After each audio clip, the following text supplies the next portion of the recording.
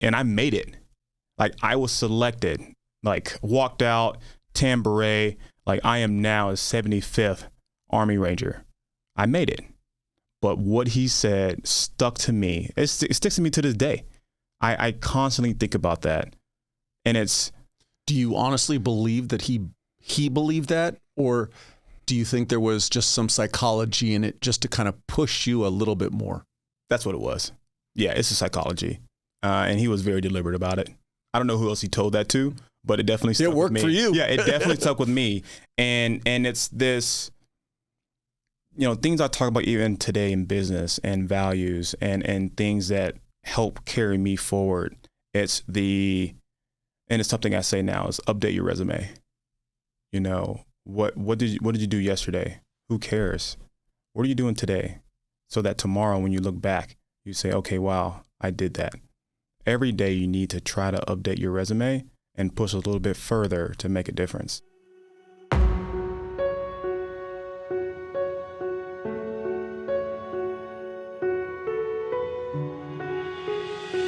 This episode is brought to you by Trident Coffee, the veteran-owned brand where every sip inspires you to live life full steam ahead. I've been drinking their coffees for a while now, and I'm glad to partner with a company whose products I use. At Trident, they're more than just coffee, they're storytellers. Crafted by veterans, their instant cold brew is perfect for those who serve, those who have served, and anyone who values wellness. Featuring natural ingredients like organic mushrooms, adaptogens, and nootropics, it's more than just a morning pick-me-up. It's your new wellness ritual. Enjoy it at home or on the go, wherever your day takes you. Trident Coffee isn't just about great-tasting coffee. It's about empowering you to be the healthiest version of yourself. Because great veterans make great citizens. Try their instant cold brew today, along with many other coffee products, and taste the freedom of wellness. Remember, when you choose Trident, you're not just choosing coffee, you're choosing a path of connection through health and wellness.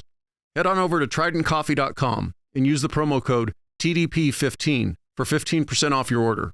Again, that's TDP15 for 15% off your order. This episode is brought to you by Soflete, a tactical fitness company founded by special operations soldiers. Soflete is dedicated to helping you achieve a healthy lifestyle. From expertly crafted training programs to high-quality proteins, pre-workouts, and sleep and recovery supplements, they've got everything you need to power through your day. Soflete also has a full line of clothing. They have you covered from shorts to cold weather gear. Embracing the motto, Die Living, Soflete inspires us all to embrace life with vigor and resilience. So take the first step towards a healthier you. Visit soflete.com, that's SOFLETE.com, and use the promo code TDP20 to get 20% off your order. Again, that's TDP20 for 20% off your order. Hey everyone, welcome back. My guest this time grew up in the military. His father is a retired Army colonel. However, he wasn't looking to follow in Dad's footsteps. He wanted to play football. During a college visit, Dad kind of tricked him into taking the physical screening test for the ROTC program, and he passed. And he ended up in the ROTC program. He eventually ended up as an officer in the Army. He went to Ranger School and passed, went to RASP and passed, and was then assigned to the 75th Ranger Regiment. But then his career deviated. Plans didn't go as planned, so he chose to get out in 2022. He followed his desire to be a physical therapist, and he's on track to graduate in 2025. He's also started the athletic apparel brand GRND, spelled GRND. This was an interesting conversation, and I had a lot of fun with it. Here's episode 159 with Harrison Lewis. It's your podcast. What are you going to talk about? Well, there's definitely a couple things I want to talk about. Being an Army kid, growing up in a military family, having two brothers, all my brothers, we all served in the military. And how far back does your family go as far as military service? So I'm second generation. So my father served for about 30 years. He retired as a colonel. And then all three of my brothers are all Army officers as well. Is your father Vietnam era? No, right post. So, just post, okay. Yeah, he sorry, in my brain, I'm old, and I'm just assuming everybody else is old. So, no, my dad was born in 53. So okay. He's right there on the cuffs of it, and I think around that time there was an opportunity for him to be a part of it, but I think he just missed it by about a year or two. Got it. Where were you born? I was born in Nuremberg, Germany. All you and your brothers, or did you kind of all moving around? Just me.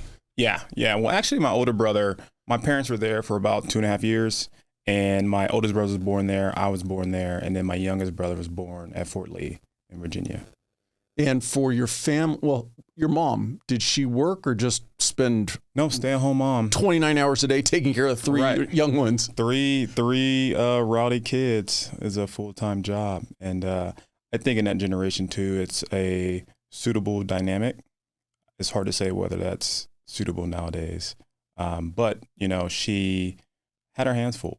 Absolutely. Well, and the flip side to that though is, with your dad serving, if your mom was serving and or working, that's just going to be another division in the family potentially. Right. Exactly. And another layer of complexity. You've got 3 boys. Luckily we're all a year apart, so we're pretty close.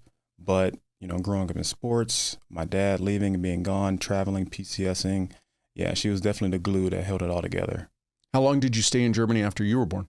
It was about a year. Yeah. I think my brother was born in July that following year, and they moved in May. So about a year. What was your dad's duty assignment while he was active? My dad was a medical service officer. Yeah, so he was a clinical psychologist and really just worked in the medical field besides command. From the sense of, so many people use that analogy, use the military, see the world. Did your mom and dad kind of embrace that thought? Like, did they move a lot for that opportunity, or was it kind of, oh man, we got to move again? They definitely pushed the limits. Like, they wanted to see as much as they can. They traveled the world, went on trips. But when we were born, again, all a year apart, they were very strategic about where they wanted us reared at. And that's when they made the decision to move closer to home in Louisiana, which is where my mom's from. Got it. Yeah. So did you spend the bulk of your time growing up here in the States? Yeah.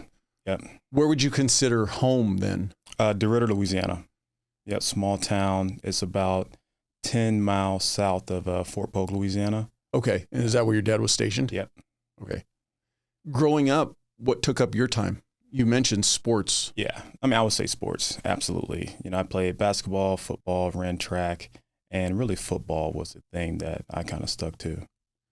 Aspirations to take any of those sports into college and or farther? Yeah. So I played college football. Yeah. And I was a linebacker, and I just loved the competitive nature of football, and actually went and played at the Division I level. Where'd you play at? Louisiana Tech. Huh? Yeah. Did you get to the combine, or did that level moving on to the pros cross your radar? It was definitely the goal, but a lot of things happened pretty early on in my college career that kind of pivoted me towards military service. And one of the things that, I reflected on was when I was going on my official visit to Louisiana Tech, it was the one time my dad could make a visit. He was always either TDY or deployed a lot during high school. It was the one visit he made it to. We drive up to Ruston, Louisiana. It's about 3 hours away from home. And we toured the university, toured the facilities, met the coaches. It was just a great time. And we're getting ready to leave. And he goes, "Hey, let's go check out the Army ROTC program." I'm like, and for context, I never wanted to be in the military. Like, I honestly had like some personal trauma with the military because my dad was always gone. I was like, why would I want to be a part of that?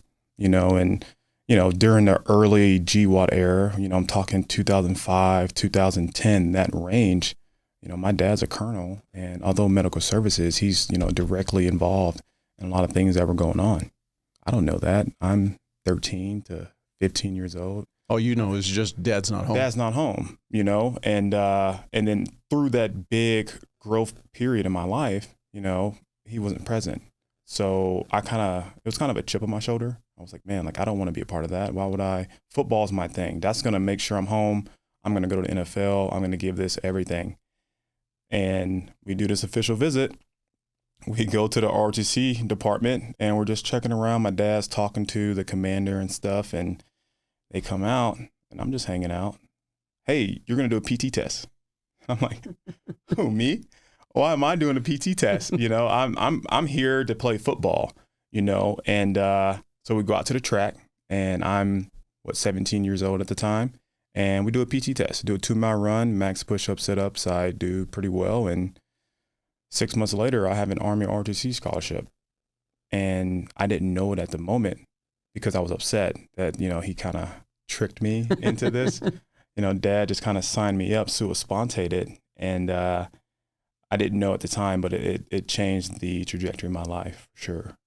You weren't leaning towards the military growing up. Were your brothers early on leaning towards the military? My oldest brother was. My oldest brother, he enlisted right out of high school. And me and my youngest brother went to college and were in Army ROTC. And he just went straight in. He actually was attached to 3rd Group at Fort Bragg, did a deployment with them. And then after he finished his first tour, he went back to college and then went through Army ROTC, green to gold. So he was probably the only one leaning hard towards it. My youngest brother, baby to family, kind of just pivoted towards it because big brothers were doing it as well. And ended up having a really good career as well. What was mom's stance on her 3 sons? She loved it. Yeah, she loved it because it was a family business. Our family was a service-oriented family, and it was just par for the course. It was what we did. So, what were your academic aspirations when you went to college? Were you already thinking the medical field? Initially, yes. So my first couple of years are pretty turbulent. Middle kid, so I'm always kind of the independent one. Kind of let me stretch my wings. Yeah, exactly. Like I was a young college student. I was an athlete. I was in Army ROTC, and my goal academically was to become a doctor of physical therapy. That's what I always wanted to do, and it was only heightened further in my military career. But at the time, that's what I was passionate about. I had a couple of injuries in high school that, I've worked with some PTs here and there, athletic trainers. I was like, this is a space that I want to provide value in.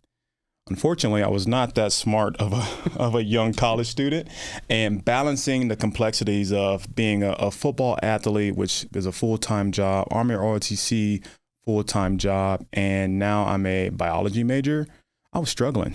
And that was the first time I really struggled with academics in my life. High school was okay. Low education, Louisiana school system. I didn't have too much of a problem making A's and B's, and academics were great. But in college, when I had to almost kind of redefine what internal self-discipline meant to me, at the time, it was just too challenging. So I changed my major to finance, and I'm getting a degree in finance. And now, years later, circling the block and finishing my doctorate. Finance doesn't seem like it'd be that much easier, though. It wasn't. It wasn't at all. But I love the business admin side of it, and understanding how business finance worked really, really excited me, which I don't think I learned. I don't remember much of it, but I'm applying it now. Who does? Right. Yeah. You kind of just learn as you go with anything business related. Leaning towards sports the way it sounds and the way it was such a pivotal aspect of your life, I can see that you're probably naturally driven, but were you a good kid as far as, and where I'm going with this is now crossing that bridge and stepping into the ROTC program and stepping into the rules and the requirements of that. Did you adapt to those easily, or did those come as a struggle for you? It was an initial struggle just because it was a different level of accountability that I was always very intrinsically motivated. I could always do the things I needed to do. But when somebody else told me I needed to do this, that weren't my mom and dad or my coach, it was kind of like, what do you want from me? And I adapted to it. It just took some time. You graduated college what year? 2015. And where is OCS so not really understanding the ROTC program, and I apologize for that. You graduate ROTC, but you still have to go to the basic officer school, correct? Right. Yeah. Where's that at? So it's branch dependent, but if you're an Army ROTC, you go to Fort Knox for a summer, you do a cadet summer training, and that's kind of your pre-validation prior to your commissioning ceremony. So the summer before, You go, they call it LDAC or CST. You go to this training program, spend a summer there, and then you commission the following spring. After that, you commission, you get your gold bar, and then you go to your basic officers leadership course. For me, I went to Fort Leonard Wood, Missouri. And the story behind that is, and I've heard you talk about it with someone else about how the Army self-selects branches for officers where you can try as hard as you can. You can get the merits, the grades, just have the accolades, and the Army can still decide that we want you in this branch. And that's kind of what happened to me. You know, for me, it was, I gave up football, this dream to do this. I'm going to get the most out of it. I'm going to do whatever I can to be in the best room around the best soldiers, the best leaders, the 1%ers, because this is my basket now. All my eggs are in this. And when I didn't get combat arms, it was a huge failure for me. It was a huge letdown because I just sacrificed everything for this. And I was branched into the chemical branch where I'm like, well, I just changed my degree from biology to finance. And now you're putting me in the chemical corps. And I don't remember them ever doing anything too special, obviously due to what their mission was. And I was just upset. I was really mad. I didn't understand why I was put into this branch. And I kind of went to my first, the basic officers course, disgruntled. I was upset. Why am I here? I should be at Fort Benning. I could definitely see how that, especially for a young man, you know, it's like, all right, I signed on the dotted line to give you my time and my years. Let me do something at least that I want. Now, is it based upon your performance, or it almost kind of sounds like you could have come out number one in your class. Right. They decided this is where you're going. Right. And you had no say in it at all. No say. And it's based on a lot of different things, like your performance in ROTC, your academics, your extracurriculars like football and whatever else you're doing in school. But there is a merit list that comes out. And if you're in the top 10%, you're confirmed your first choice. Everyone else, it's free ball. So if you are the 11th percent, doesn't matter how good you were. If you didn't make that cutoff, I was probably 11.01, is what I kind of would think. Maybe I'm not that great, but I worked really damn hard to get the branch I wanted, and it just didn't work out. Another naive question. So you went to chemical? What was it called again? Yeah, the chemical corps. Chemical corps. It's CBRN, which is chemical, biological, radiological, nuclear. Their mission set is to manage and help advise and assist commanders on managing chemical warfare. It's not a proactive branch. We're not infiltrators. We're not on the offense. It's all defensive. So it's basically if troops in combat engage a chemical weapon or some sort, then your division comes in and addresses it? Right. Am I understanding that correctly? Right. And it turns into a survivability conversation. How do we continue to advance in this environment or this OE? And how do we do it safely to preserve troops? You mentioned that coming at ROTC, and when you step off and you're actually in the full-time Army, how's that process for you? And you mentioned kind of being disgruntled. Did you already know going in that, hey, they're sending me to the chemical unit? Or did you learn that at the end of your officer course? I learned it immediately. So I got my branch my senior year of college. So well before graduation, I kind of knew that this is where I was going. Now, it's that, okay, I know I'm going to Fort Benning. I know I'm going to be in 11 series. I'm going to be in 11 Alpha. I'm going to go to Infantry Bolic, try to go straight to Ranger School after that, and head straight into being an infantry platoon leader. That is on a Wednesday. On a Thursday, I get my branch, and my entire world implodes. Me and my girlfriend at the time break up. She says, I'm going back to California. I don't know what this is about. And I just go into this depressive state for several days, couple weeks, where I'm like, what do I do now? how do I make the most out of this? What is this branch? What do they even do? And again, I'm sitting there like, I gave up football for this. But, I'll tell you that in hindsight, reflecting on my life, around that time, one of my mentors, he was a linebacker as well at Louisiana Tech. And he was the epitome of linebacker. He was a guy. He was, all conference in tackles. He was a second team, all country, whatever that team is, all NCAA. Was he also ROTC? No. Oh, okay. No. So, and he committed to the draft, didn't get drafted, got picked up by the Bears, went to summer training, went to the camp, and did preseason. And right before the season starts, he gets cut. He gives me a call, and he says, hey, man, like, how's the military going? Like, how do you feel about the military? I've been thinking about it as well. And to me, that was a huge light bulb. And we all have dreams and aspirations, and like, go chase those things. But for me, hearing him say that helped me find peace in the decision I made. Because for a long time, I was just upset, or I just held this grudge with myself. I thought I felt like I quit football. Like I just gave up instead of fighting forward. But after that conversation, I was like, I need to lean into this. Well, and I could see from your perspective as a young man, and not to undercut your abilities on the football field, but when you're looking at a peer who in your eyes is that next level up from you, and even they didn't make it at the pros, right? It kind of solidifies like, ooh, maybe putting all those eggs in that basket wouldn't have been the best idea for me. Right. And there's a lot of luck involved with making it to the pro level. Anything can happen from an injury, finances, budgeting comes into play, and just a fit. It could be the wrong team at the wrong time. And for you, it sounds like it's not a big deal for the team, but for you, it's your entire life. And now it's gone because they cut you. So it's complex for sure. How long after that, were you still in officer training at that point?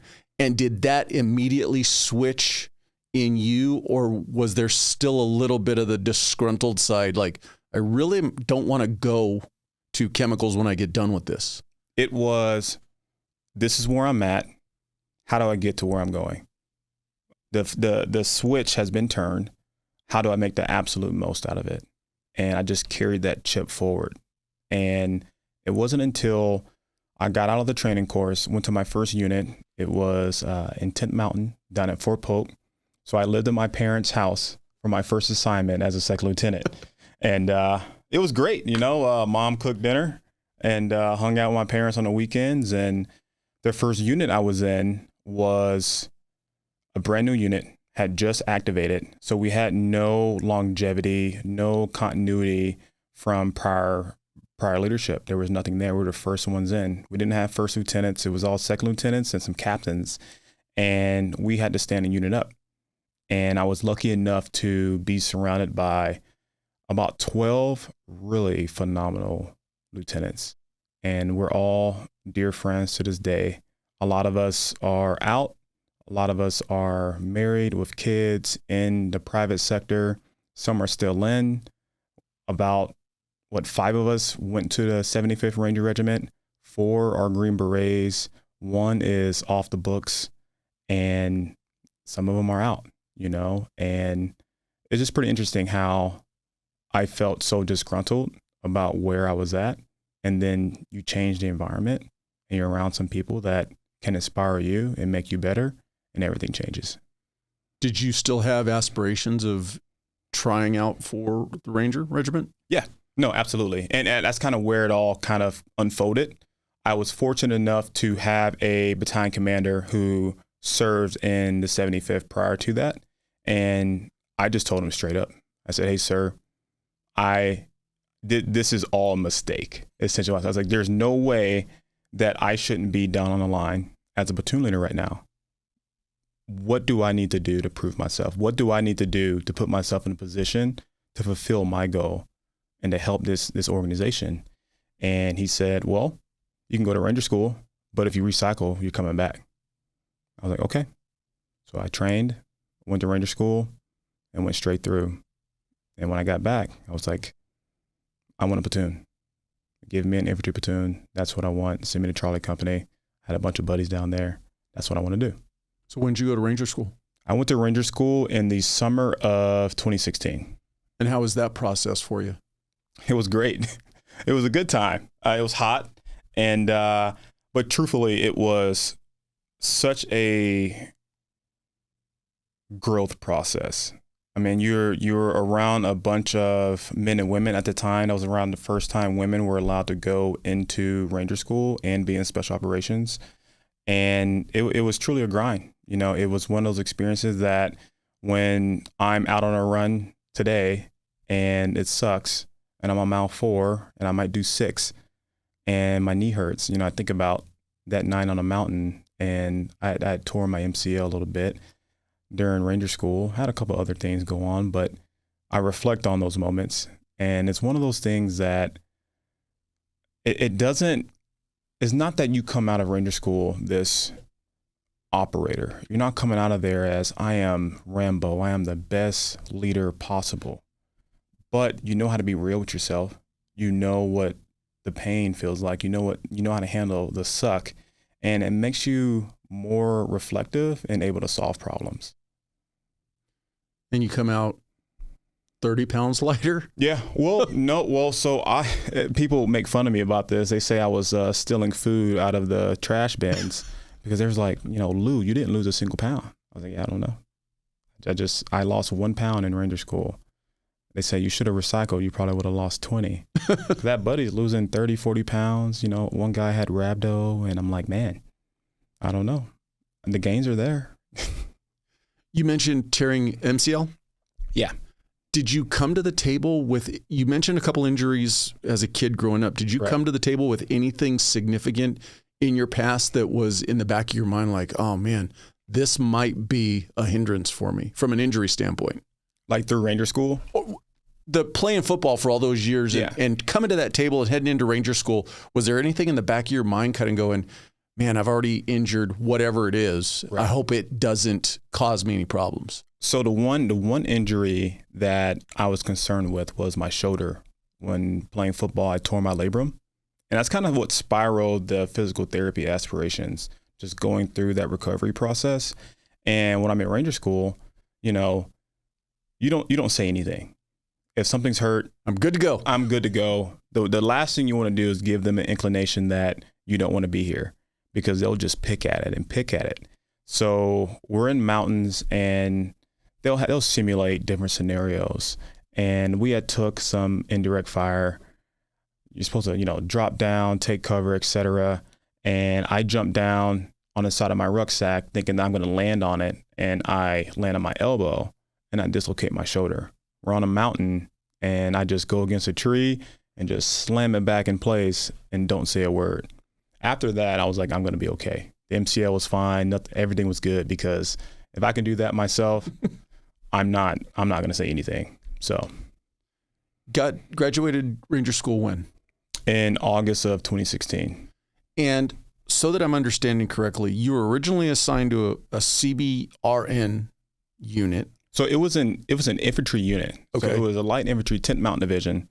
It was a 2-2 infantry. So it was an infantry unit, but every unit has a chemical officer assigned to it to advise that commander on those type of situations. But now when you graduate from Ranger School, do you go to a Ranger unit or back to your previous 10th Mountain Division as a Ranger graduate? Right, exactly. So I graduated in 2016 and returned back to my unit in the 10th Mountain. And I'm now just a Ranger qualified chemical officer in a light infantry unit. So then what would be the natural progression then after graduating from Ranger School to then be a Ranger? Right. So, and that's kind of the context that a lot of people aren't fully aware of. When anyone in the military can go to Ranger School. When you graduate Ranger School, you become Ranger qualified. Doesn't mean you're a 75th Ranger. You're just a Ranger qualified soldier. To go to the 75th, you have to apply and be selected to attend their selection, which is called RASP. So enlisted soldiers go to RASP 1. officers go to RAS-2, and that stands for Ranger Assessment and Selection Program. When I got back from that from Ranger School, sitting down with my battalion commander, hey, congratulations, I knew you could do it, blah, blah, blah. What do you want to do? And I said, what I told you, I want to be an infantry platoon leader. And he says, okay, we can make that happen. But what if I told you that you can do more? And I said, well, what, sir, what is that? What are you thinking about? And he says, well, I think I only know 3 Ranger qualified chemical officers. Why don't you apply to the 75th Ranger Regiment? And I said, yeah, let's do it. So got my packet together, led the recommendation, started training for that, and then ended up being selected and attended the Ranger selection program. And how was that compared to Ranger School? More mental. It was not as physical. It's a 3-week selection course, and just way more mental. They really dig deep into the character and the personalities of the individuals that are going through the program. It's tough physically, of course, it has to be, but it's a different goal. We know you're capable. We know you're already a Ranger, like you're already Ranger qualified. What makes you special? What makes you someone that can mesh in with our ranks? And that's really what the course is all about.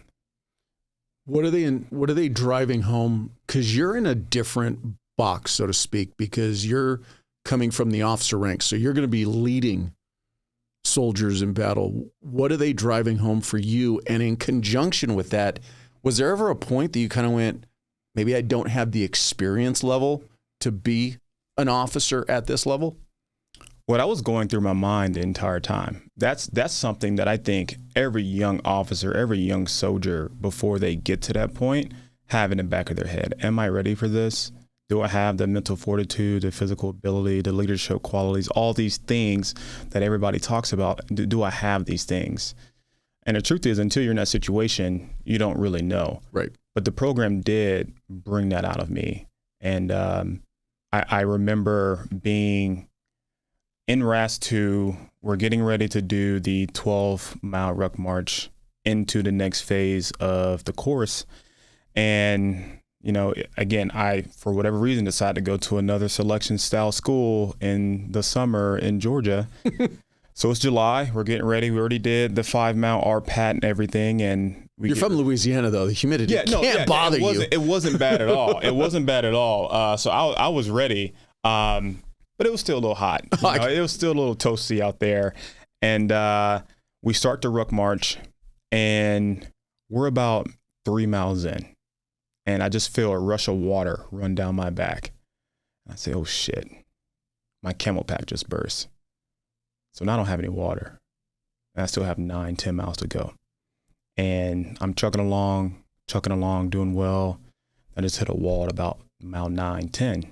And to me, I was like, well, today I'm dying because there's no way I'm surviving this. Because, again, I haven't had water in about an hour and a half. It's 102, and we're just beating down this road in the backwoods of Fort Benning. Hear some footsteps come from behind me, and a guy comes up to me and hands me his Gatorade. And it was Sergeant First Class Christopher Solis, who went on to be awarded posthumously the Medal of Honor. And that moment changed my life. One, he saved my life that day because there's no way I would have made it into, I might have finished the ruck march, but to make it through the next iteration of the training course, there was just no way. Yeah. But yeah, I owe my time in the regiment to Chris, absolutely. For you graduating from RAS, what was that? And putting it back into your accomplishments playing football, how did it rate? It was probably the highest because it was now you did something. It was kind of it was a stamp of validation for me that I was capable, that I can do this. But let me roll back a little bit because as much validation as I did feel, a chip was put on my shoulder through RAS-2. Because at the end of the course, you have to sit down in a board from commanders and sergeant majors across the regiment, whether it's the RCO, the Regimental Command Sergeant Major, or battalion commanders and sergeant majors. Let me pause you there real quick. It feels like you're talking a little over the top of the microphone. I just want to make sure you're talking into it. Okay. No, gotcha. My apologies for breaking your train of thought. Yeah, no worries. So at the end of the course, you sit on a board, you do a brief, and you talk about just a deep dive into who you are, your performance, et cetera, why you belong in the regiment to this board of leaders. And sitting in my board was Colonel Michael Klepper, who would later be my battalion commander, and Sergeant Major Brett Johnson, who would also become my command sergeant major and later become the regimental command sergeant major. And they lit into me. They lit into me and they told me how slow I was, how just bad and incapable I was. I didn't deserve to be here. And I remember it's part of the process. I'm sure you're the only one that they lit into. No, there's definitely there's some psychology behind it, and they knew what they were doing. But Sergeant Major Johnson is someone that has, and indirectly, like if I talked to him today, I don't think he would know how much what he said affected me, and that's just leadership. And he says, I don't think you're good at all. I don't think you belong here. And I think they think you do, but I don't. I don't think I ever will. And that really, and I made it. Like I was selected, like walked out, tan beret, like I am now a 75th Army Ranger. I made it.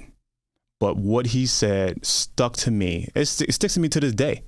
I constantly think about that. And it's. Do you honestly believe that he believed that? Or do you think there was just some psychology in it just to kind of push you a little bit more? That's what it was.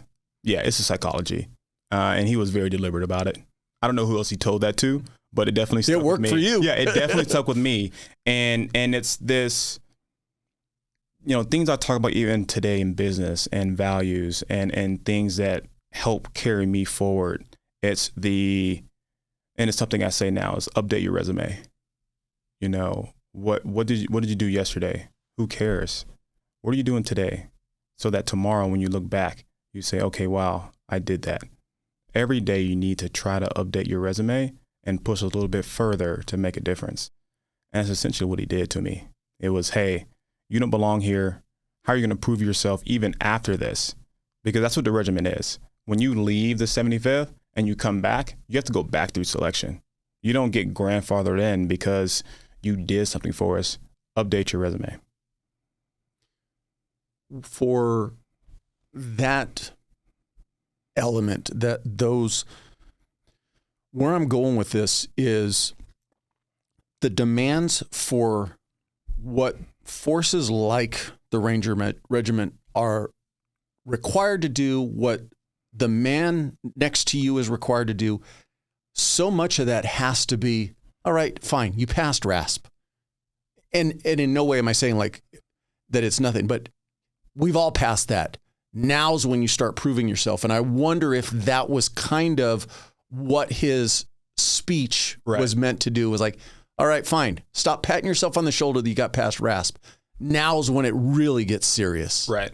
And I think that's the tone he wanted to set.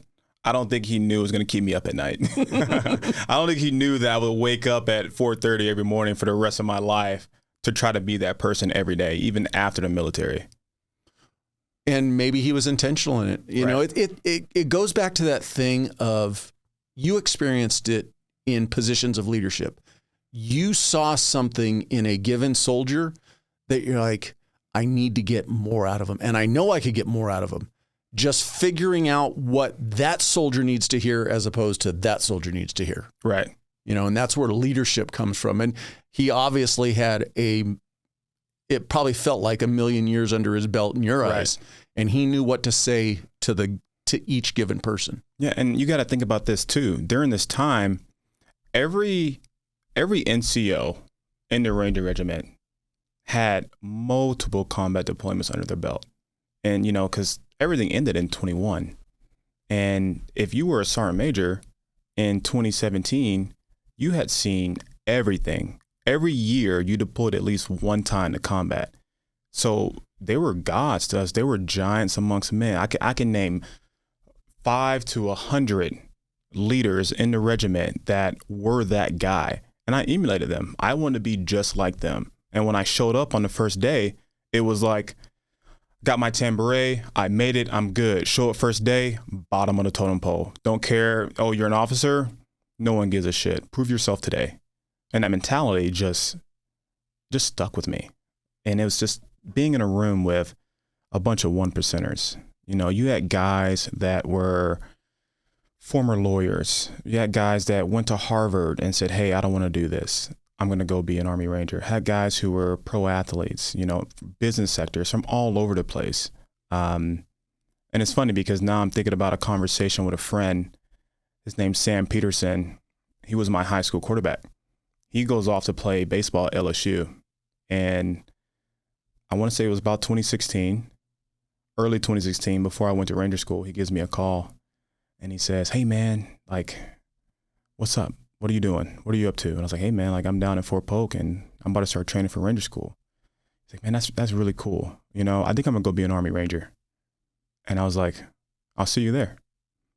Find out 2 years later, a year and a half later, we're in the same battalion, the same unit, 2 kids from a town of 6,000. What are the chances that 2 guys who play ball together end up serving as Rangers in a special operations unit together? Well, and to go way back to when you were talking about earlier in the conversation, how many of your peers growing up playing football that may have actually made it all the way to the pros, right, look at you and go, man, I wish I would have done what he did? Yeah, I know one. He's my best friend, DeSager Everett. He went to A&M. I went to Tech. We're best friends to this day. And he went on to play 8 years in the NFL, and he just retired about 2 years ago. And that's one. And I know a bunch of athletes who, I don't know where they're at now in life, but it's unfortunate. You know, it's part of it. You're now in the Ranger Regiment. Are you stationed at Benning? Yep. And had you had a combat deployment prior to that? No. When was your first combat deployment? My first combat deployment was in 2019. To Afghanistan? Yep. And for you actually getting to that point, because I'm always interested in not necessarily the rah-rah of a firefight, right, but more the mental space between your ears, actually being deployed in combat. How did you find that you reacted to that once it was real? It was kind of calming because, and for context, I never directly saw combat. It's another thing that I'm just bad timing. And for us, it's like bad timing. Yep. Nobody says it's bad timing. My mom doesn't say bad timing. She says, thank God. It was perfect timing. Thank God my son is home safe. And I'm like, I need this. You know, I need to go to the Super Bowl. I need to go to the World Championship, because that's what it was. Like, we're training day in and day out for this opportunity. And during that time, it was very pointed operations. It was very direct, high value target operations that if there's 9 strike force platoons in the entire regiment, only 1 or 2 is going to see combat consistently during an entire cycle. So it's a lot of luck. And unfortunately, like, I didn't get lucky enough during that operation, during that deployment. And I think for a lot of people, I take parents out of the equation, because I'm sure the majority of parents will be like, I'm glad right, that my son or daughter didn't get lucky enough, quote unquote, to be part of those units. But for the rest of the world who really doesn't understand, and you put it in great context, if somebody was to play sports their whole life, they want to get to the Super Bowl. Right. They want to get to the World Series. And if they're always to the playoffs, you're like, I got close. Right. Man, I was close. I was in a combat deployment. Right. I just didn't get there. You never, in your heart, you never feel like you made it. Yeah. Feel like Karl Malone, feel like Charles Barkley, Chris Paul, all these guys that all the conditions are set.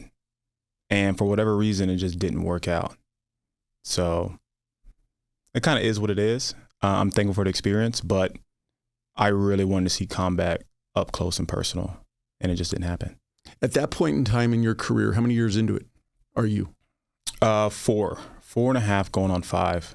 And what are you thinking's going to be your career? Are you thinking 20 at that time?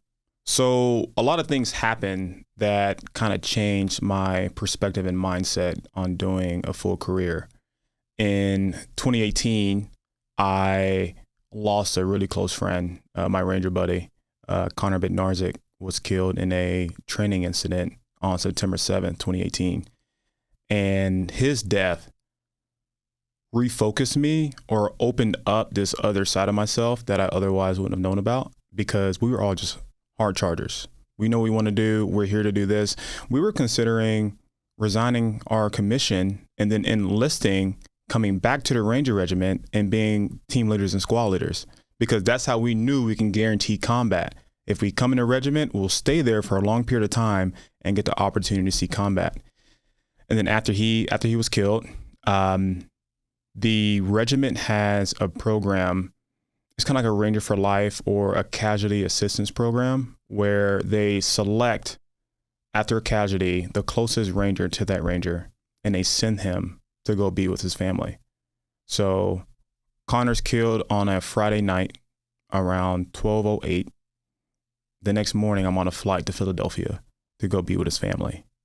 And that entire process shifted my longevity in the military, because pulling up to his parents' house, sitting in my car, crying, taking deep breaths, and see all of them come out to greet me was just one of those moments that, again, I didn't know how it would impact me then, because at the moment, I'm shoveling all that stuff down. I'm here for a job. Right. I'm here to support you. It's not about me.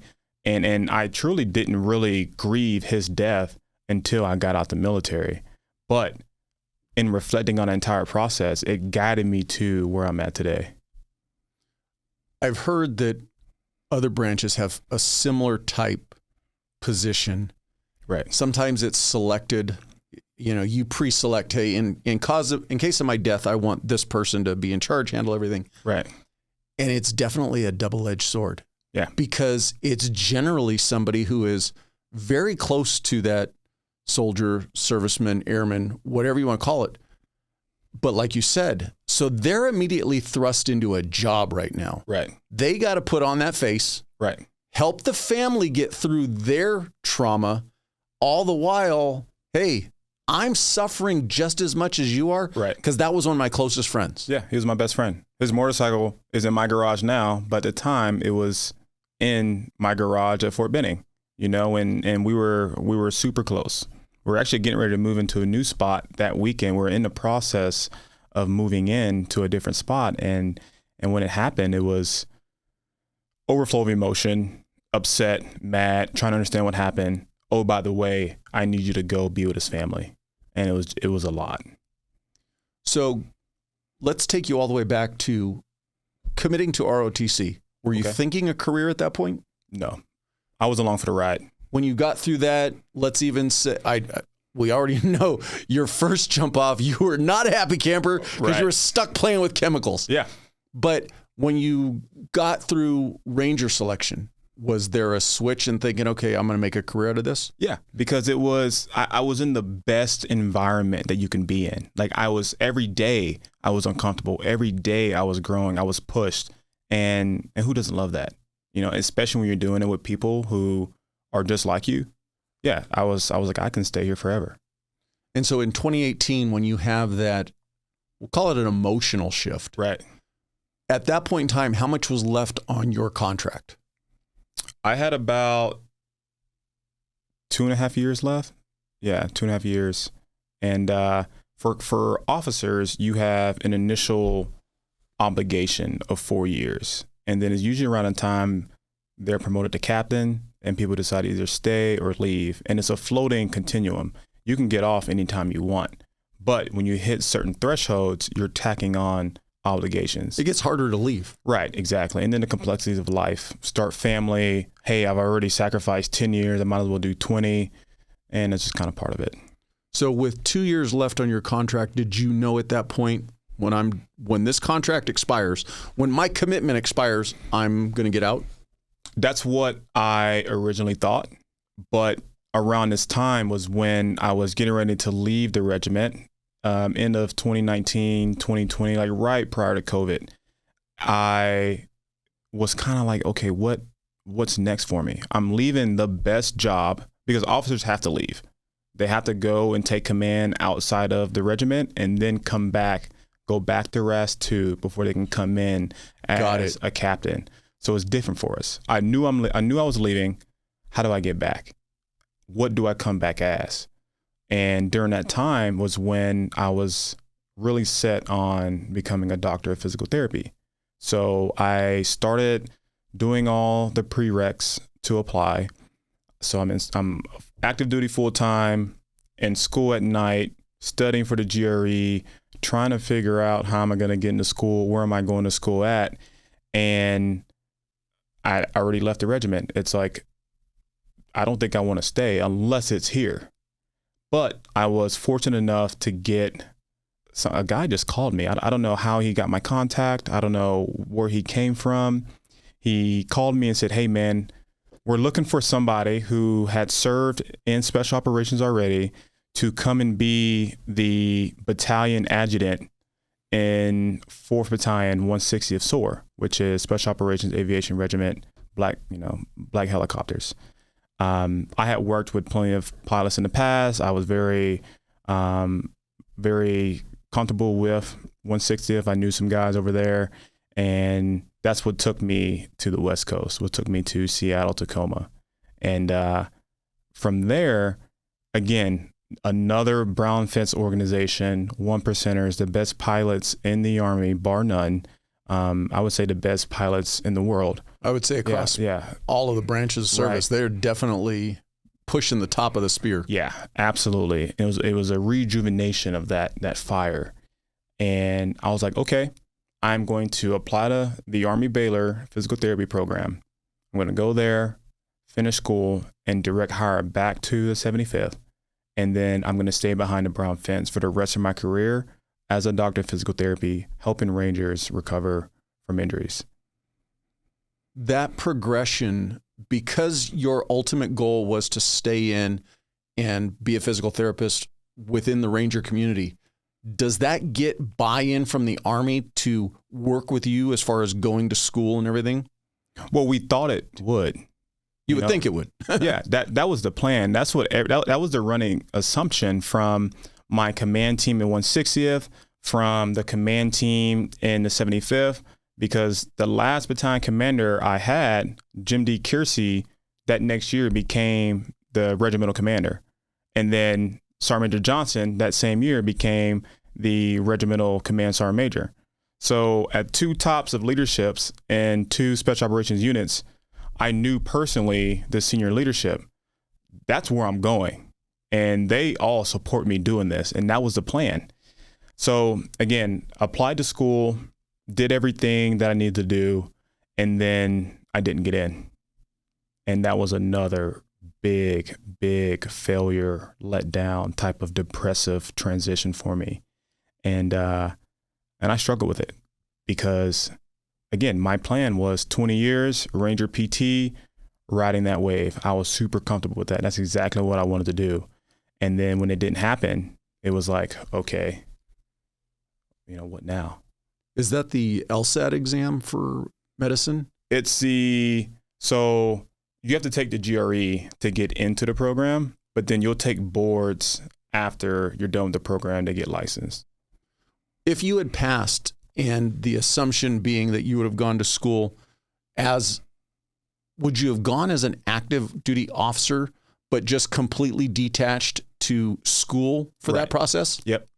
I would have gone. I would have maintained my rank as a captain, and then they work kind of your time in service while you're in. And I would have came out a captain, but I would have had a doctorate in physical therapy and went back onto the operational level. So when you didn't pass those entrance exams or didn't get selected, how did that deviate your career plans as opposed to just retake the entrance exams? Yeah. Well, it wasn't an exam. It was my packet had all of my transcripts from the prereqs. Got it. And I was currently in school at the time of application. However, the 2 courses I was in that fall didn't get put on my transcript that was reviewed by the board by maybe 3 to 4 days. So we're like late November, early December, and they pick up my packet and say, he doesn't have the prereqs, decline. All the while, my classes are coming in. I had 2 A's coming in. Right. And that likely would have been my acceptance right there. Again, another luck timing conflict that resulted in me transitioning out of the military.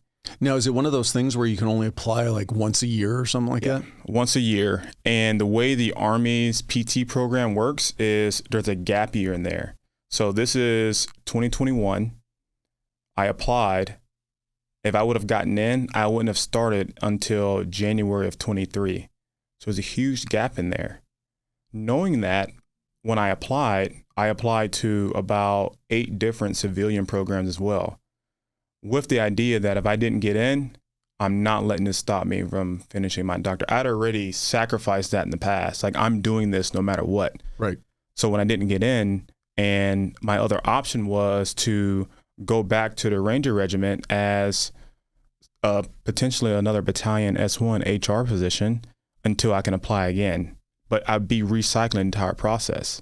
So I wouldn't have started PT school until January of 24, where now I'm in my last year of school, and it's just a timing thing.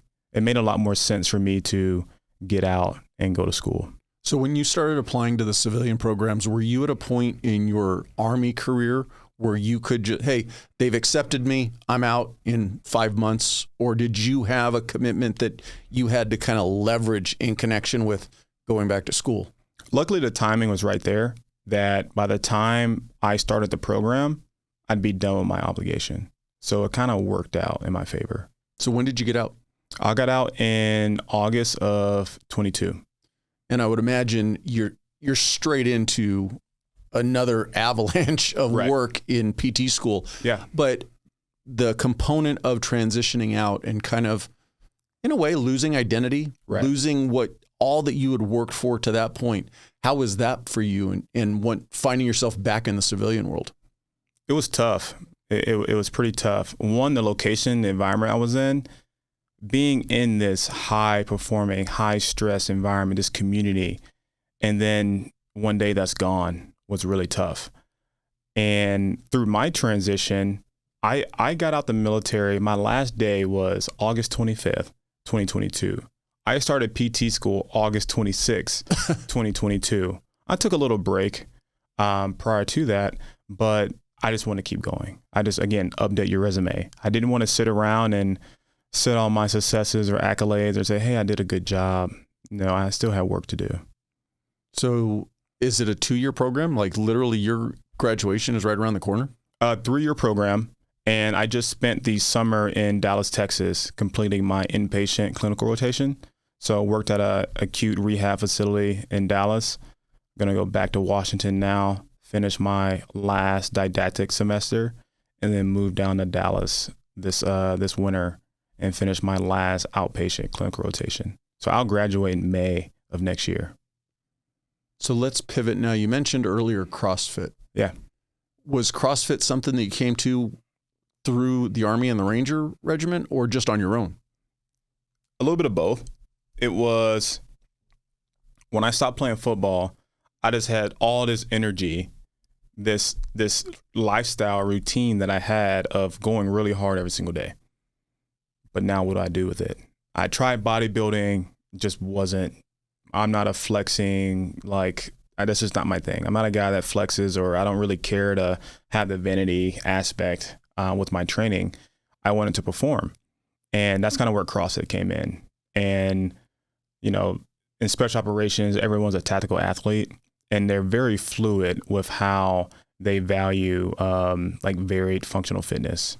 So it was kind of an evolution. It just made a lot more sense. The movements I was comfortable with.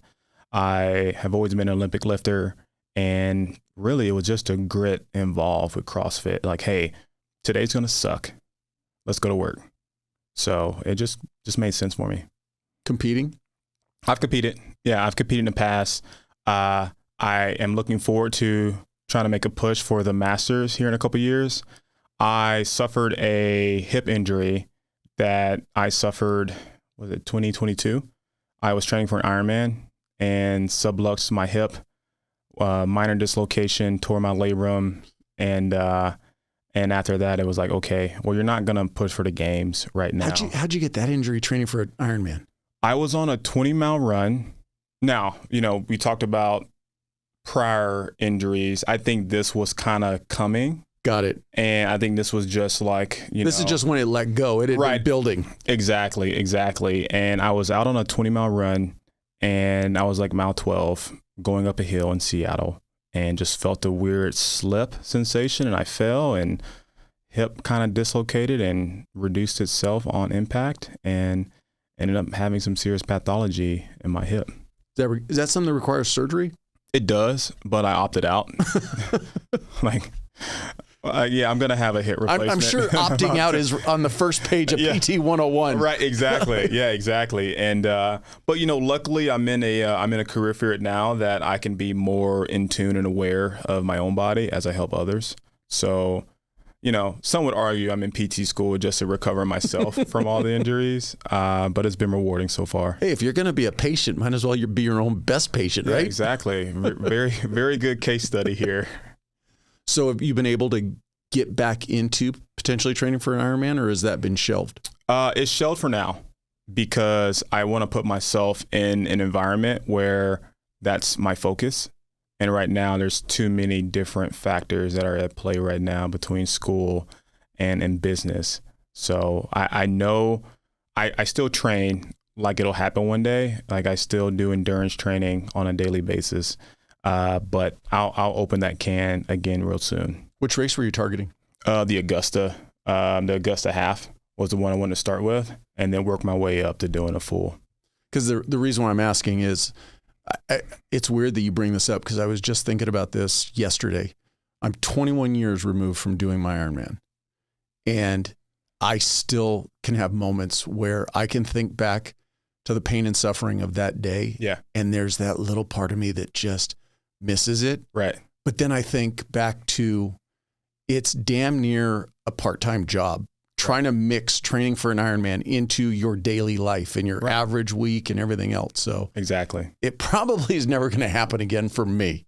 Well, it's just like, how much, well, what are you willing to sacrifice is the question. Like, what are you willing to sacrifice? Is that the time you have to meet with other people and do podcasts? Like, that's going to get taken out of, because again, it is a full-time job. I'll schedule my guests at 1:00 in the morning. Right. Exactly. Something's going to give, whether that's in your personal life or business, like something's going to have to let go a little bit. No. And the people I've talked to about it, yes, it was conservatively 20 hours a week. Right. And I'm sure there were weeks that were heavier. Yeah. I was working patrol shift work 3 days a week. Mm-hmm. So I had 4 days off. Right. But I still would work night shift and come off at 5 a.m. and still go do an hour run, a 2-hour bike ride, and then go to sleep. Yeah. Didn't have kids. I had no other commitments in my life to where I could do that. I couldn't imagine trying to squeeze 20 hours in today. Right. And like I said, there are certain things I'm not going to give up. I've found that I've loved jiu-jitsu, been doing it now for the last 3 years. I'm not going to give up that time. Right. I enjoy doing the podcast. So all of those things are factors that, and it's all priorities. Right. Doing another Ironman is not a priority to me. Hey, you already did it though. That's great. But there, again, kind of that imposter syndrome, a little bit of like, okay, you did one, but the real ones have done multiples. Right. Exactly. you got to be careful about that too. We always put more on us. Right. Oh, you've done that? Well, I've done this. I think it's something about the individual as well. When you can achieve something, I was talking to my girlfriend about this the other day. It's like, okay, when can you rest? Like, what does rest look like? When are you going to take a step back and kind of let your shoulders down? And I try to, I try to find ways to unwind and not be as restless. But when you're cut a certain way and you have this fire every day, you got to do something with it. And it's kind of with CrossFit. That's why I love CrossFit so much, because I know I'm going to get beat up once a day, twice a day. It's why I love building a business, is because I don't know what I'm doing. but I'm going to figure it out. I'm going to go really hard at it. I would imagine too, a lot of it is the need to feel challenged. Right. Never wanting to feel like you're on cruise mode. Right. Because it's just comfort. Why? I don't find that settling. I don't find that enjoyable. Just being comfortable just breeds complacency to me. So let's talk about your business that you've started. Okay. How'd that come about? Yeah. So I was on deployment in 2019, and we're up on a mountain, and we're doing a training operation. We weren't engaged in any type of way, and we're on reverse cycle. So, it's usually daytime in the States. And I'd use a lot of these times to catch up with friends. We come off this mountain, and, it's a high mountain, it's a pretty crazy hike. Felt really good about it. And I would just call friends and catch up with them. And I remember one day I called my buddy, DeSazier. He's getting ready to start camp soon. And he's like, on a contract year, he's like, man, I'm really concerned of whether I'm going to get re-signed or I'm going to have to bounce around. And he's like, man, I'm just out here on the grind, really just on the grind. And we hang up. A couple months later, I fly from Kabul to, where was I? Kabul, and we flew to CAF, got off the bird, go in, got some time to spare, call one of my other childhood friends. He's a barber in Louisiana. Hey, Conway, what's good, man? How's it going? He's in the process of trying to get his own shop and leave the shop he's at. He's like, man, this is just a grind. I don't know if I'm able to do this, but it's truly a grind. Okay, cool. Get off the phone with him. Get ready to leave Afghanistan, call another buddy of mine. He's in law school, prepping for the bar.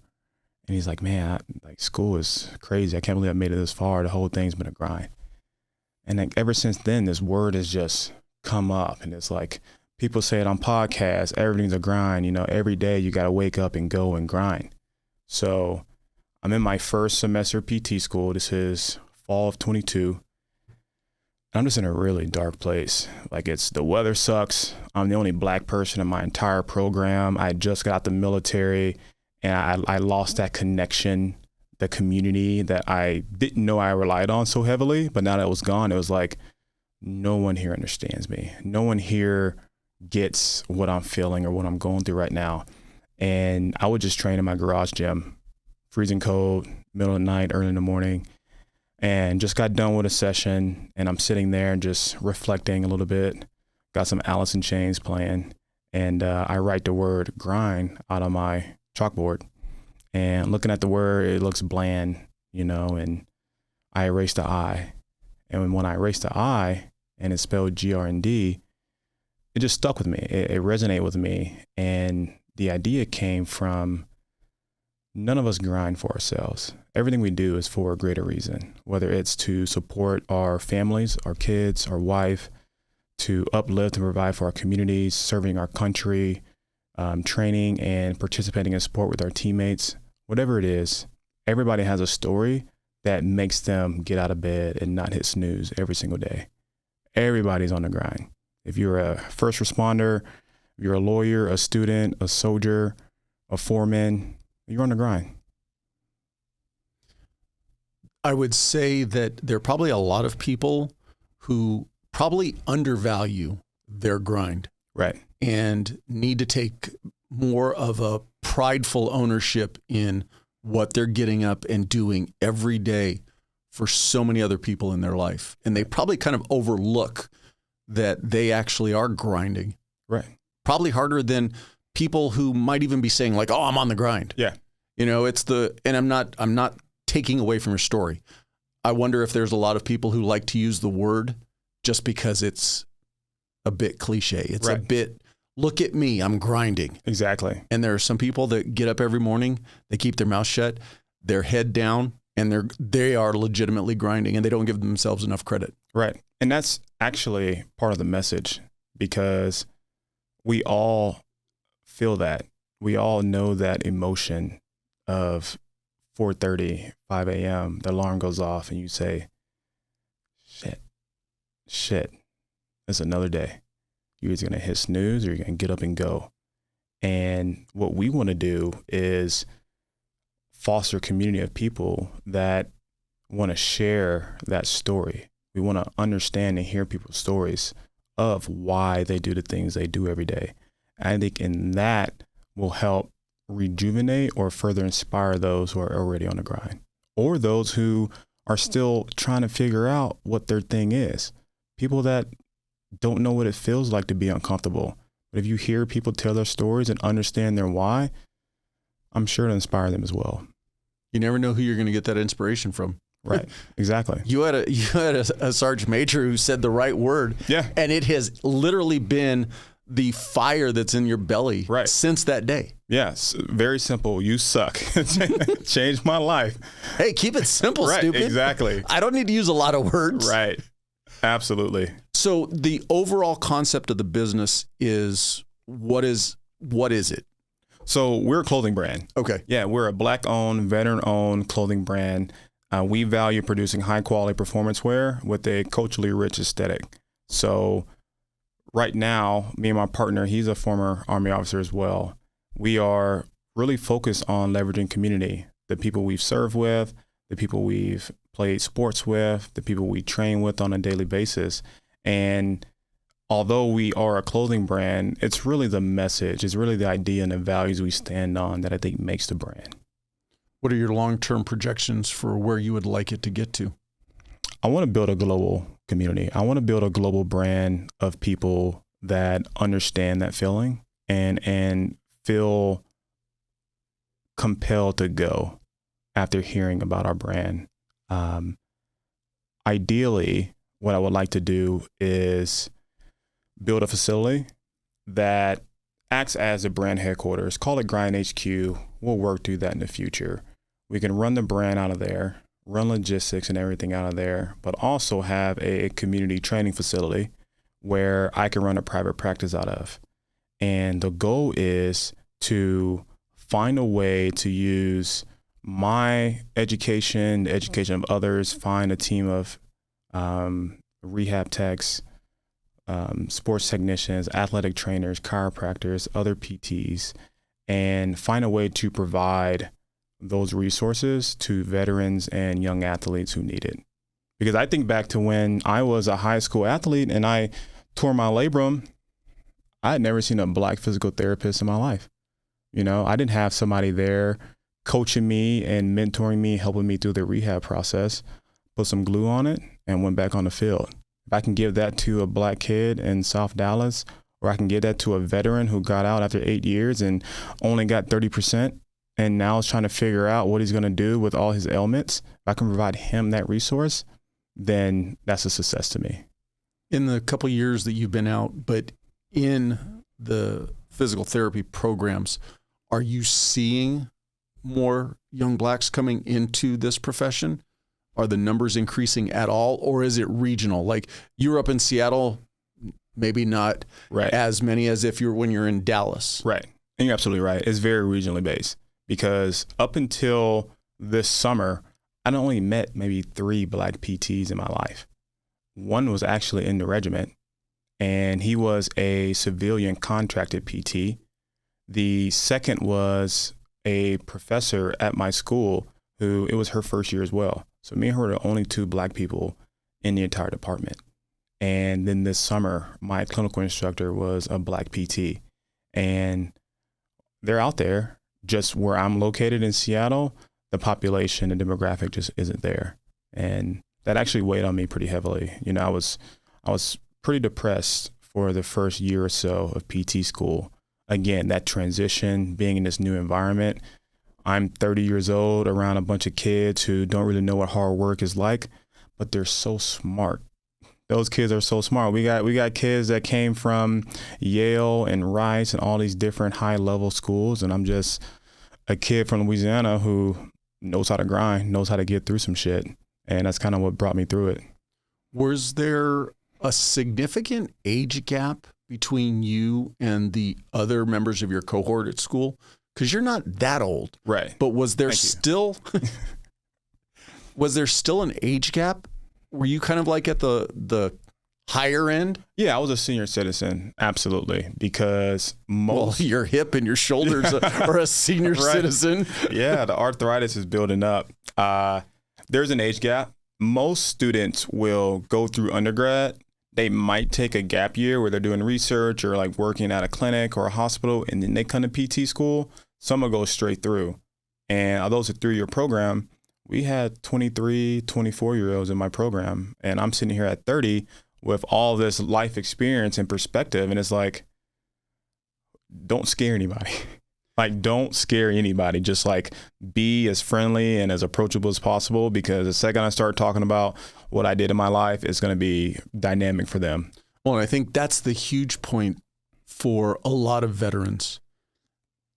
You might have only spent 6-8 years in the military. Right. But the life experience that comes from those 6 or 8 years, exactly, compared to anybody else, even if you were the same age, right, you're going to, especially today. Yeah. You go back to when your father or when I was a kid, maybe a little bit different, you know? Right.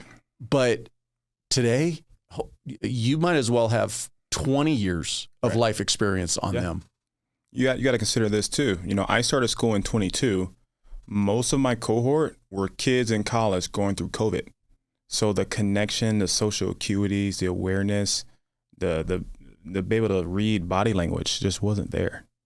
It's interesting too, because I mean, in such a hands-on field, like physical therapists, like, yeah, you're helping people's bodies, but there's a lot of mental therapy and psychological therapy involved in it as well. I'm excited to see how they react to that in their practice one day. I think that's an important aspect from that athlete mindset, because I remember getting ready to do my Ironman. Right. And I came out of the academy with some running injuries. And it was always one of those things where for several years I'd start running and I would develop, and it was basically a version of shin splints. And I would back it off and constantly this teeter-totter for many years. Right. And then when I finally decided, okay, I want to get into this triathlon thing and really started focusing on it, a buddy of mine happens to hand me a business card for this running doctor out in Santa Monica. Yeah. It was a trek to drive there. Uh-huh. But the thing that I remember the most about walking into his office was his first question is, what do you want to do? I said, I want to run. He says, then go run. He goes, I don't know if I'm fixing you if you're not out running. Because every other doctor prior to him, right, you're running 3 days a week, run 1 day a week. You're running 5 miles at a time, run 2 miles. Every one of them just wanted you to reduce the mileage. His thing was, go ahead and run. Right. Now, obviously, use some common sense. If it's painful, stop. Right. If it's just uncomfortable, we're working through that. And so having that mindset for you and bringing that to the table when you start working with, they don't necessarily have to be professional athletes. Right. But every one of us is committed to whatever we're trying to get back to. Exactly. And if you're pushing that the mental health, the right, mental aspect of what you're helping push is invaluable. And that's what I love about the field. And although we have our issues as an industry, we're kind of coming into a modern age with respects to research and how we treat these diagnoses. The difference is that, and I have friends who are in the, orthopedic surgeons and deep into the MD webs. When you go and see a doctor about your hip, all he cares about is the pathology in your hip. When you come and see me for your hip, and I'm a doctor of physical therapy, I'm going to make a movement diagnosis. I'm going to analyze your gait. I'm going to analyze your daily habits. What do you do that provokes or elicits pain? How are you reacting to that pain? What does it look like from a pathomechanical standpoint? And how can we improve that so you can continue to do the things you do? The doctor is going to tell you to stop, let me cut you open, and then go to rehab. That's not always needed, especially as humans. Our body is so adaptable that, my hip, I didn't get cut open and I ran 4 miles yesterday, Well, it's the biomechanic component to it. Right. Hey, my hip is hurting. Yeah, but the hip may not be the issue. Right. The issue may be your ankle. Yeah, exactly. And it's just, it's where your body is finally saying, okay, I'm feeling this enough. I'm going to let you feel it in the hip. Right. And that's something that, if you go see a doctor and they're not doing a full body analysis of what's your quality of life, what's your training look like, how do you move, how do you sit, how do you stand, how do you sleep, all these different things could be playing a factor. And if they're not doing that, then don't get cut open. Going back to that component, though, of transitioning out and really struggling with all the aspects of it, where you were at geographically, what you had given up, Was there a single moment or a catalyst that brought you out of that and kind of refocused your direction? Yeah, so time and space, it's about pretty recently. I mean, this is last year, 2023. In January of 23, we had 2 Rangers commit suicide. Joe Cap, who's pretty famous in the soft community, double amputee. He's a hero, in the community. And he ended up taking his life that year. And then about 3 weeks later, another Ranger who I had served, I didn't know him personally, but I knew who he was, committed suicide. And I had never thought about suicide at that depth before in my life. For a long time, it was just a weird conversation in the military. Nobody talked about it. Nobody talked about mental health. We never went into the deep webs about, how it affects soldiers and what we're feeling on a daily basis. It's mission first, clear the objective, close with, destroy the enemy. That was the mission. Everything else is like, we'll figure that out on leave. Take the time you need, go for a run, figure it out. But when that happened, I'm out of the military. I don't have the community, the resources, et cetera. I was in a really dark place. The sun wasn't out in Washington. It was raining nonstop. It's January. It's cold and it's just gross. And I was in a very, very deep place. And I can't say that I contemplated suicide, but it was such an intrusive presence in my heart and in my mind that I thought in depth about what it felt like, how would it feel, what steps would I take, There's been days where I stared at my gun, my pistol, and was like, what would it even feel like to put it up to your face, to your throat, to your head, And there was a big breaking point that year. I had another death that was close to me. One of my very, very close friends, he was like a big brother to me and my entire family, all my friends from my hometown. A guy named Thomas Meshach Worthen died from what we think was a heart attack. He was playing basketball, 33-year-old black man with 3 kids and a beautiful wife, falls, dies from a heart attack.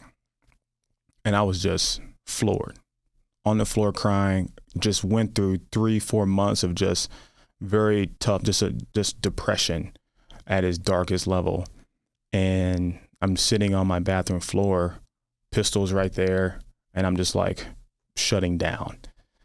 I don't want to say I considered doing anything with it, but it was there, and I live alone, and it was just a dark place.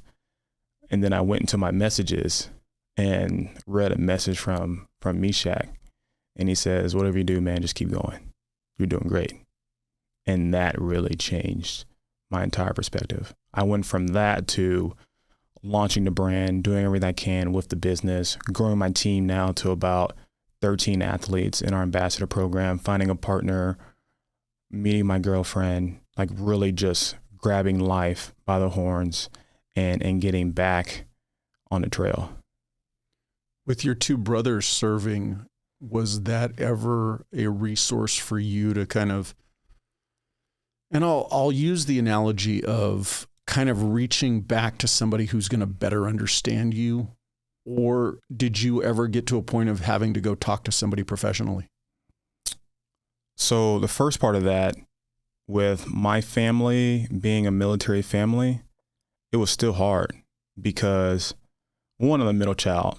You already know what that dynamic's like. Being a middle child, you're just kind of the bastard in a way. Like we use the term sua sponte in the regiment, on its own accord. I was always just going the other way, whether that's doing stuff that's different, doing stuff that's harder, or just like out of the ordinary, unorthodox for my family. That was me. So when it came to military service, I was the only one trying to do really hard shit all the time, because you can be in the military and live a very comfortable, stable life, and that's okay for a lot of people.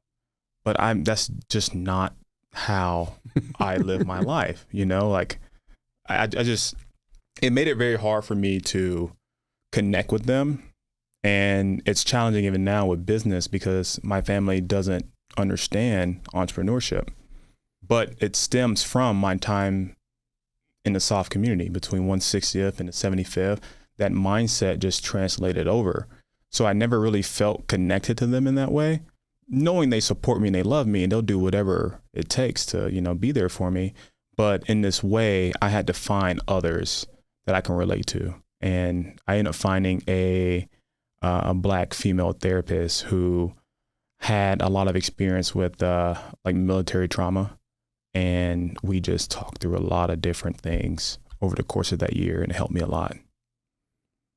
Not to put your dad on blast, but was there, so we talked about how your mom was glad that you never got lucky as far as a direct action combat deployment. Right. When you chose to leave the military and your father's looking at it as like, I've done a career, was there ever any pressure on you like, hey, why are you quitting? Right. No, absolutely. Because it's ambiguity, and I think our current generation, like millennials, are now learning that it doesn't have to be a certain way. You have the families that we ran this butcher block for 30 years in a family. This is what you're going to fall into no matter what. And if you deviate from that, you're a problem. You can almost be outcast in a way. And it took some time because my dad was stay in, reapply to the program. You'll definitely get in a second time. You're a shoe-in. Like, you have such a great career as a junior captain. I had done what most haven't done as 06s, and I was on glide path to get early promotion to major and continue on my career and do a really great job. But it didn't resonate with me. It wasn't fulfilling. One, I had already did the best shit you can do. I was like, what else can I do in the military? I was a Ranger platoon leader. I had served in 160th. In 7 years, I served in two of the best units in the Army and in special operations. So for me, it was, if there's a time to go, it's now. And it took him about 6 months, 8 months to really understand me in this new part of my life. And then he got on board and supports me now. In doing this podcast and really getting the opportunity to speak to a lot of different people, what's really been driven home for me is kind of the downside to having that government job, whether it be a veteran, first responder, is for the majority of them, the organizations that employ us like us to sign on the dotted line on day one and check back 20 years later. Right. They're almost not engaging you to think outside the box. Right. Think like an entrepreneur. They really want you to think like the machine. Right.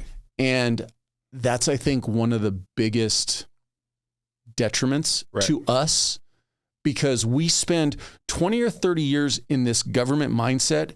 We retire, we transition out, and then we're like, what the hell do I do now? Right. Because we're never encouraged to think, what are you going to do tomorrow? Exactly. Whereas people who operate in the civilian space, in the civilian business space, they're constantly, to a degree, thinking about what's tomorrow going to bring. Right. And on the civilian side, you have to create that discipline yourself. Yes. There's no one that's going to make you go to the gym. No. There's no one that's going to make you meal prep and count your macros. There's no one that's going to make you check in on friends and be a better father, anything like that. And the military is part of our core values. It's a part of who we are, and it's a hard thing to adapt to, but once you get it, it stays with you. Most of the time for a lifetime, from what I've seen, especially in the soft community. And I'm sure you've talked to several guys from Navy SEALs, Marine Raiders, Green Berets, and I'm sure all of those guys developed some form of daily habits or rituals or best practices that they gained in the military that they carried through to civilian life. And it's something that they own on a daily basis. And it's pretty powerful. One of the things that's come up frequently is those routines that got you through your time, lean on those. Especially when you're in that initial jump off of your transition, keep that regimen going while you're getting your feet planted outside in the civilian world. Because it's going to root you, and it's especially through those tough transitions, you just need to stack bricks. You need to stack wins every single day. It's going to be complex. There's going to be a lot of letdowns, and there's this turbulence throughout that entire process until you get into a groove and understand your operational environment. because normally you wouldn't go out into combat unless you understood everything. But in this phase, you don't know anything. You know where you were at, but now you have to recenter yourself and figure this thing out. Lean on your best practices. Lean on the things you know that you can accomplish. Waking up at a certain time every single day, training, making yourself uncomfortable, being regimented, taking care of your body, your spirit, your mind, and everything else will kind of follow. When you were at your worst, was there not a point to choose a different school? And where I'm going with that is, I understand that you chose the school you were at based on where you were stationed at the time. Right. But what about getting out of that environment, maybe back closer to home or something like that? Yeah, during kind of that turbulent time, I was in a dark place, and I kind of told you that the demographics weren't very suitable for me. And it's funny because it wasn't like I wasn't used to it. There's not a lot of Black Rangers out there. They're just not, and there's not a lot of, Black soldiers and officers serving in special operations. And luckily, when I was in the regiment, actually, we had quite a few in my battalion. We had about 4 officers. My company commander for a short stint was a former West Point athlete, and he was my commander. And shortly after I left, a battalion commander came in. Kiddo Boho was the first Black battalion commander, and he's now the first Black regimental commander. So it's there. But then when I transition, it's like I just sacrifice all this to get out and be closer to who I am as a Black man, because truthfully, I had no problem with sacrificing parts of myself to become a Ranger, to become a complete officer. I didn't have dreadlocks. I have dreadlocks today, and people don't even recognize me from the military. But those are things I shelved to be the best Ranger that I can be. I abided by the uniform policies. I never grew facial hair. I never drank above a certain limit. I always maintained a level of professionalism. But now that I'm out, I can kind of reconnect with that part of myself, but then none of me is around. So when I decided to go to school in Washington, I also got into Emory University in Atlanta, which is like the number 3 PT program in the country. I don't know why I didn't go there initially, but I owned a house in the Northwest. Got it. Transition wise, it just made a lot more sense financially. I actually went to Atlanta that first summer of PT school, met with the director of the program, and sat down and talked about what I needed to do to transfer. I was going to leave. I just wasn't going to show up the next semester. But she gave me some really tough news. She said, hey, this is the way the National PT Committee views transitions or transfers. You would have to start completely over and reapply. And I was like, well, no, because I just got the military for this same type of situation. And she told me, she was like, just get it done. Get it done. You're capable of it. It's going to be tough. It's going to be hard, but you can do it. And here I am, getting ready to be done. Well, and that goes back to, depending on if anybody wants to ever go to college, it's on them. But there are those certain degrees that the name on the piece of paper definitely has gravitas to it, and how quickly you can get into whatever field you're going to be, a lawyer, doctor, those type of things. Right. So, yeah, that would have been a very hard decision. You're looking at the number 3 school in the country, but at the same token, she's saying, guess what? You're going to start back at 0. Right. Yeah. You're like, go back through rest. Yeah. Yeah. I've already done this 10 times. Exactly. And I, honestly, I found a little bit of comfort in that because I had done it before, and it was like, okay, well, now I know I need to continue on. And that's what I did. So we can set up headquarters here in San Diego? I would love to. If I tell my girlfriend this all the time, if the brand gets to where, company gets to where we want, and I could be a little bit more autonomous with how I manage my lifestyle, San Diego would be the place that I would settle at. Right now I was looking at Dallas, Texas. I think there's a great opportunity there for a fitness apparel brand. And I really like the sports medicine community there. So I think it'd be a great opportunity. Any pieces we've not hit on? Any last piece of advice for veterans making their transition from your experience that you want to hit on? So for veterans transitioning, understand that you have the tools to succeed, to rock the transition, and to move through it with confidence.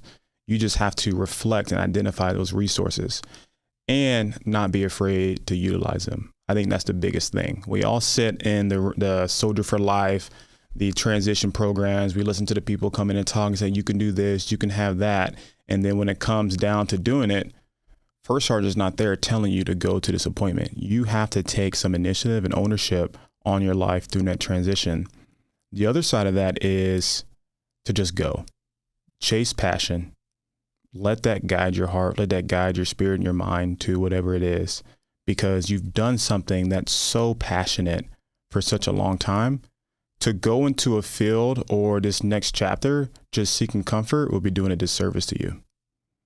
And there's a few, commandments that I've kind of worked on over the years, or probably the last year and a half or so, that I will just pull out of my phone and just reflect on and say, okay, kind of recenters me in a way. And I can read those off actually. And if there's one that kind of pops up for you, we can dive into that as well. So it's literally just titled The Grind. And these are commandments that you've created for yourself? Yeah. I actually don't think I may have shared them with friends, but I've never shared them with anybody publicly. So about 25 It's just you and me. Nobody else. Nobody listen to this, but if you do, listen up. Number 1, show up. Number 2, do the work. Number 3, update your resume. Number 4, chase passion, not fame, not money, not status. Number 5, be the version of yourself you would follow. Number 6, the impression you make on others matters. Number 7, train your mind. Number 8, train your body. Number 9, cultivate your spirit. Number 10, be intentional. Number 11, stand on the things you say to people. Number 12, stand on the things you say to yourself. Number 13, be the light in your darkest room. Number 14, respect the state of uncomfort. Number 15, lead with your heart and a strong body will follow. Number 16, always be an athlete. Number 17, embrace the grind because it will always be hard. Number 18, leadership is a craft. Find ways to always improve yourself. Number 19, invest in relationships. Number 20, have fun with everything you do. Number 21, death is coming. Cheat it by being prepared. Number 22, stay in season. Number 23, leave a footprint worth stepping in. Number 24, take risks. If you fail, take another. Number 25, go further.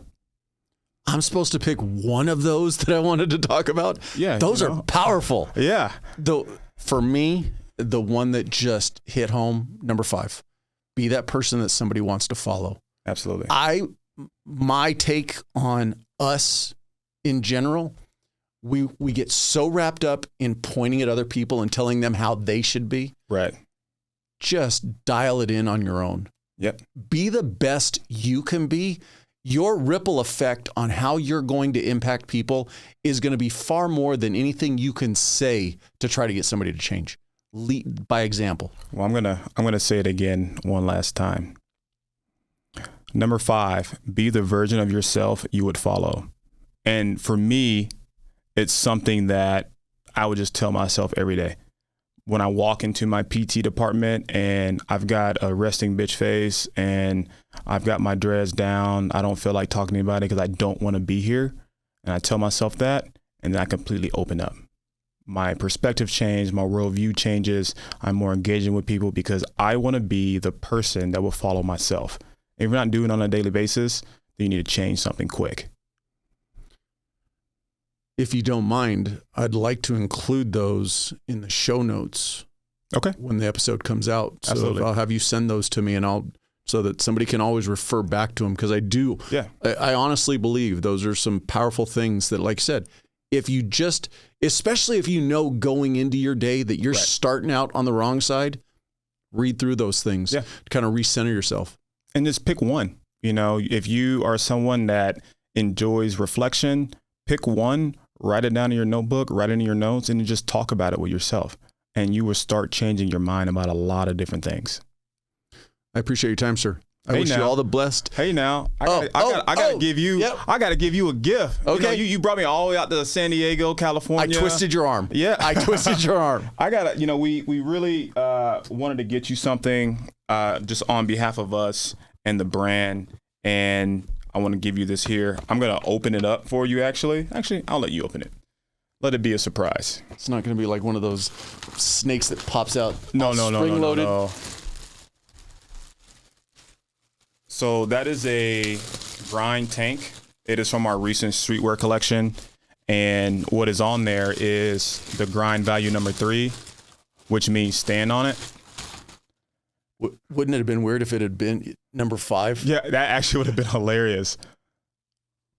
Yep, says stand on it. Nice little workout tank, or you can wear it to the movies or whenever you're flexing on folks. Very much appreciate it. Yeah, Thank you very much. Appreciate it. Thank you. Yeah, thank you. Thank you for your time. Likewise. I appreciate you watching. But before you go, if you like the video, please hit that subscribe button. Also, any comments are appreciated. Thank you.